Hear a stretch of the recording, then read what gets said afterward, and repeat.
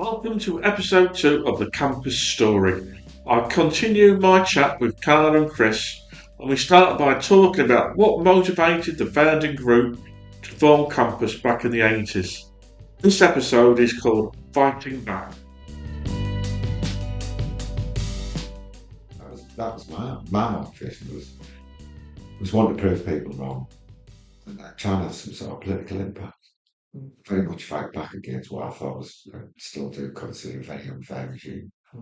Okay, that's I great. know, I would agree. I think we all felt aggrieved that the way landlords were treating young people, and that sort of light bulb moment when we sort of said, well, we could do this better ourselves. Yeah.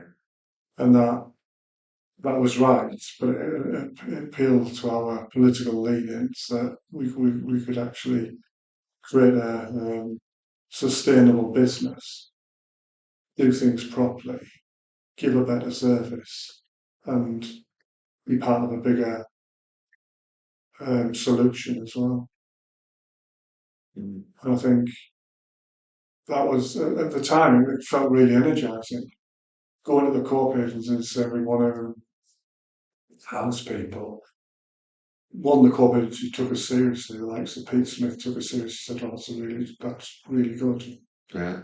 We learned about common ownership and models of delivery and model rules and what it is to run a business.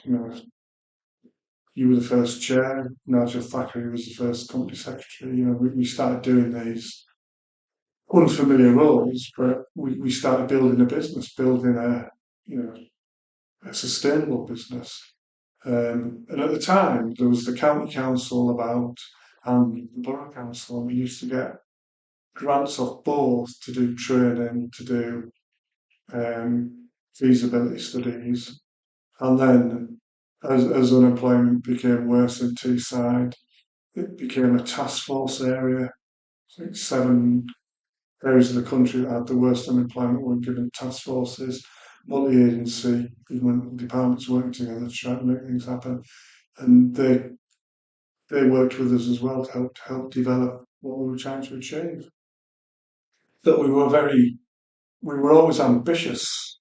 It wasn't like, oh, let's get one house and stop there. We were saying, let's do something in Middlesbrough and then think about Stockton and then think about Hartlepool, think about Redcar. And we were also very ambitious in terms of speaking to people about access to funding.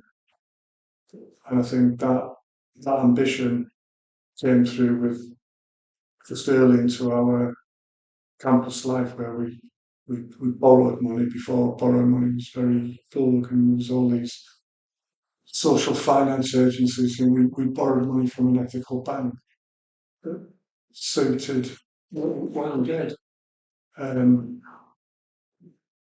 I think it's funny that you're saying that, because that task force to me, like I said earlier, it's very much learning again what the game was. So, part of that sort of changing environment was traditionally, though there wouldn't have been a task force, they would channel that money through the council. But because of the sort of political war that was going on, we then got task forces sent up from central government into places, like Thorntree, which is consistently one of the top 3 most deprived places in the country, decade after decade. And somehow we managed to play the game where we didn't actually we weren't sitting on one side or the other. We weren't trapped in, we weren't trapped on one side of it. Somehow we managed to tread that line through the middle, where we got political support from the Tory central government and the Labour-controlled local government, and I think that's a fine line, and it can be a difficult balance to maintain. And somehow we managed to do it. I'm sure the people saw photographs of us, what we looked like in those days. They'd wonder how the hell we managed it, really. I remember me and you going into school in these skills. That's right, to judge a homelessness poetry competition. Yeah, and I thought we were the homeless people. Yeah. But you know, Just just for some of the aviation jobs we tourism. did, you know, that's what Pete's helped you break the barriers down with your clients and stuff like that. But like when you're meeting people who suited and booted, and he used to be, you know, meeting other people who suited and booted and stuff, we did remarkably well, I think.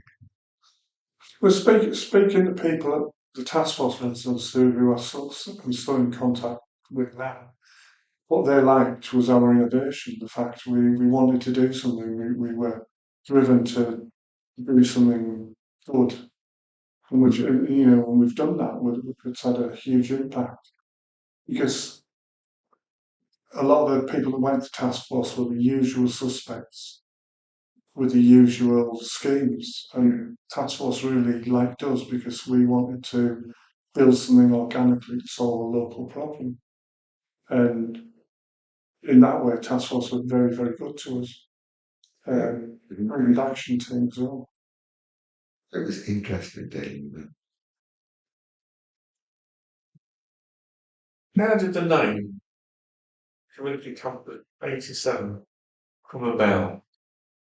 Carl picked it. No, never. You're We had a list of names: Red Brick Housing yeah. Corp was all that. Community campus because we wanted community in. And the campus was the learning bit because it was very much about the Yeah, yeah. But I can't remember. The other one was another brick thing, wasn't it? Brick building something. Yeah. It's just new if there is a red brick. It's incredible something. Yeah. So I remember we had the big debates about the name at the court agency, and we decided community campus, and then we tagged it with 87. Because at the time, this was in 1987, so there'd be a historical dateline there. And that's what we decided. Community campus 87, open brackets Cleveland, close brackets Limited. Because Cleveland County Council was, and that was the aspiration, not to link it to Middlesbrough, but to be Tees Valley wide, as they would say these days. I'm still not sure community campus encompasses what we do, but I mean, but how do you pick a couple of words that encompasses everything that stands for? To me, it's suitably vague. Like, well, you know, but at the same time, you know, provides, you know, a practice. yeah, it was the geographical bit. The 87 obviously did it. The campus bit was the learning because we were all all those people were benefited a lot from manpower services training. One thing CHAP did, the Housing Aid Centre, was send people. Like, I went to London on the big welfare rights training course. You got really, really good quality training. Extremely fortunate because we ended up getting trained, certainly in housing, Yeah, we got top quality training. by some of the top Yeah, I can legal remember going to brains shelter. in Yeah, the country. yeah, What was that ardent bloke? He used to write all the yeah, Right. that's right. I mean, I remember going training courses with him, but we got trained by some of the best legal minds in this country, and I've never forgotten that training. And it served me not only well in other parts of my career, but in my personal life, because you've got a really good grounding in how the law actually works, where it comes from, the whole kit and caboodle. So, I mean, no, we were really, really fortunate, and other people actually paid the price in some respect for that. Um, But I that think quite a campus valuable about lesson. learning was one of the issues we carried through. We carried through that data with the tenants about encouraging them to take up learning and I'm in a completely different industry now, doing something completely different, surrounded by, you know, well, everyone's younger than me these days, but you know, people in their early 20s, people are beginning their careers and stuff. And I'm constantly having a word with them about, you know, it's very much about learning and taking responsibility for your own career development, your own personal development, and trying to support them, encourage them and stuff. Because, I'm coming across some really bright people who aren't getting the opportunities they should, and we're all going to suffer if we don't, really. So, there were, you know, I mean, think I've said it to you before. It was probably the only time in my life I actually looked forward to getting up and going to work for a whole host of reasons. But we were constantly learning, and every day should be a learning day, no matter how old you are. And then we got the opportunity to fight back. But And it was working was a it great was bit. a real tight knit team. Yeah, In work and out of work, we used to yeah, socialise together, drink together. Um, no, and we were pittance of a way, but actually, we made that stretch. And I mean, the other thing we haven't talked about was the founding group used to pay 50 pence subs each week. yeah. So the first letterhead was bought by subscriptions. So there was 10, 11 people meeting, paying 50 pence a week, something £5.50 a week, and then we were using that to get things done. So we weren't relying on grants or waiting for grants to come in to say we could do a letterhead. We knew we had to have a letterhead. We paid for that out of the savings that people had chucked in just to do the basics. And we got a grant to register. And we had a couple of training weekends, but we paid 50 pence every week to that people for a year that paid for some of the artwork, the letterhead and postage to make things happen. And that's like a really good sign of commitment because nobody shirked on paying 50p. So I remember Jeff Grace used to have his little book and used to go to meetings and say, "Look, you owe a pound, you're paid for 2 weeks." And that's, I suppose, it is a good sign that people would, contribute to the cause, as it were. And people did see it as a cause. Yeah. To get this business up and running. And I suppose that, in terms of milestones, we all give ourselves a pat on the back when we got our registration through. But then it's like, what are we doing? We've said we're going to house people. How are we going to do that? Where do we get houses? Um, Pete Smith was very good. He got us inroads with the county council. Um, Other people got us inroads with the borough council, with the housing department to talk about how to do things. And if I remember rightly, the council offered us some placements for members of the group to go to the area offices 1 day a week to look how the housing department worked. I think somebody went to Grove Hill and somebody went to Thorntree. So we took those opportunities, and I think it was Chief House Officer Bernard Williams. He was supportive. I mean, he didn't chuck money at us, but he offered us bits of training, placements, and he offered some of his officer time to help flesh out what we were trying to achieve. Because he saw and he knew that young people got a day from landlords. Including himself.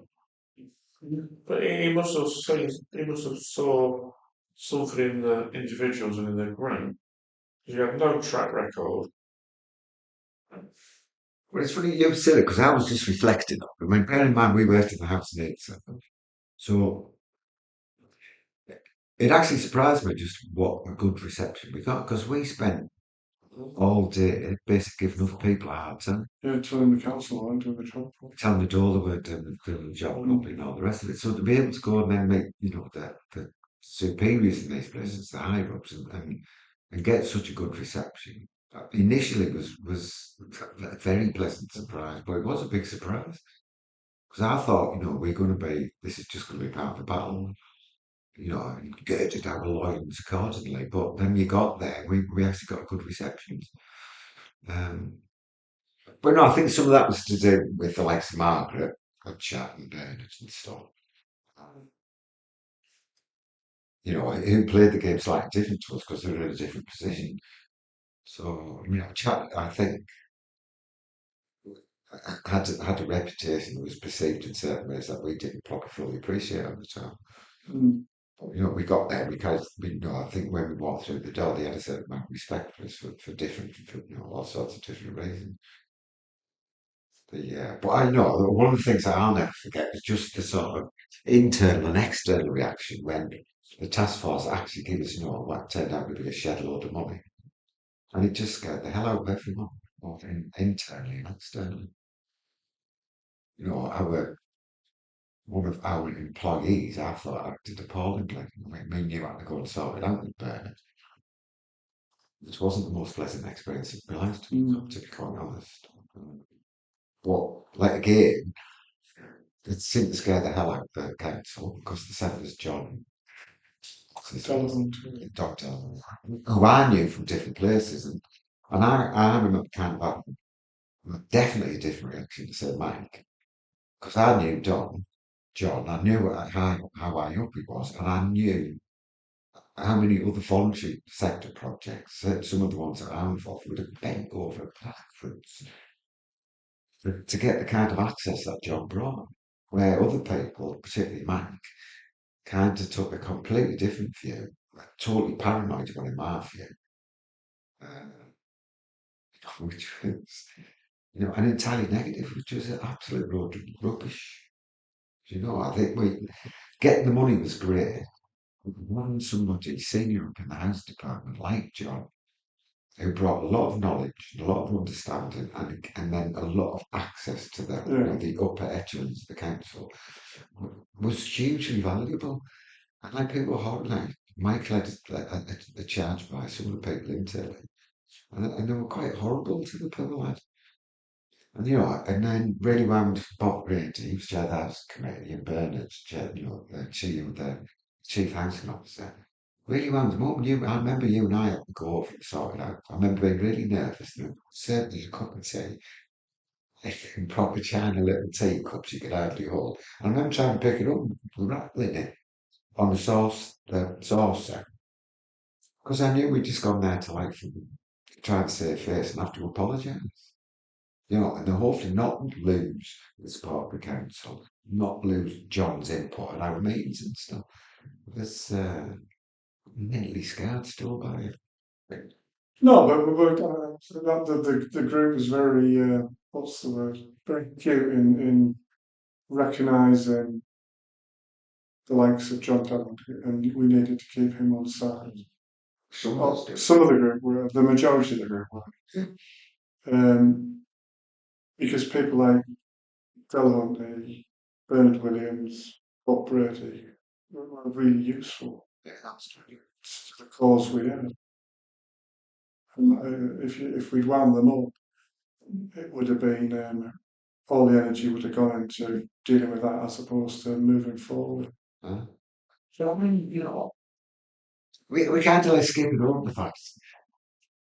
I mean, if we talk the figures now, they probably wouldn't mean that much to people, but at the time it was a huge amount of money.